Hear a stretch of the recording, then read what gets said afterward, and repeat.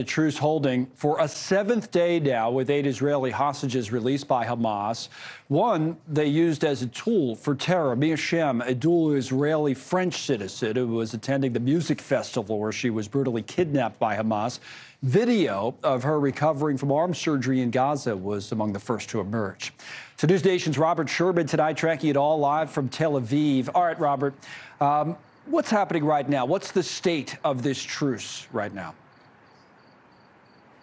Well, it's very fragile, Connell, and frankly, it looks as though we're going day to day here. This morning, it seemed as though that there was a strong possibility that this truce was going to expire. In the 11th hour, Hamas came through and delivered a list of names of women and children hostages that they would be releasing, and so the truce was extended another day.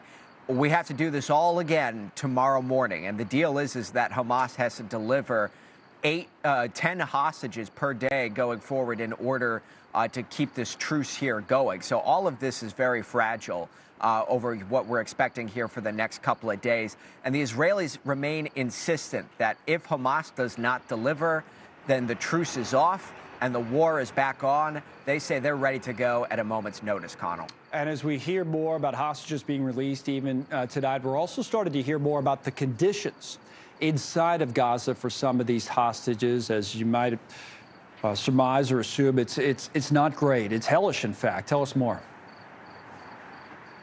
Yeah, I mean, some of these hostages, according to the New York Times, who spoke with a few of their families, some of these hostages were kept in apartments and moved around. Others had to stay underneath Gaza City in some of these tunnel systems that Hamas is known to have. In terms of the food conditions, some of those families said that their loved ones were eating maybe a piece of bread a day, a piece of cheese or something like that. I mean, malnourished, to say the least, which checks out with what medical staffers have been saying since a lot of those hostages have come out.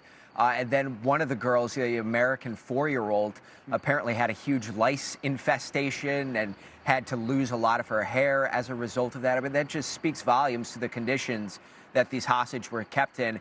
And important to remember, it wasn't a couple of days, it wasn't a couple of weeks.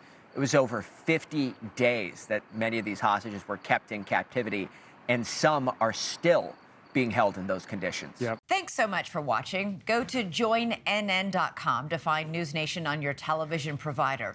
And don't forget to click the red subscribe button below to get more of NewsNation's fact-driven, unbiased coverage.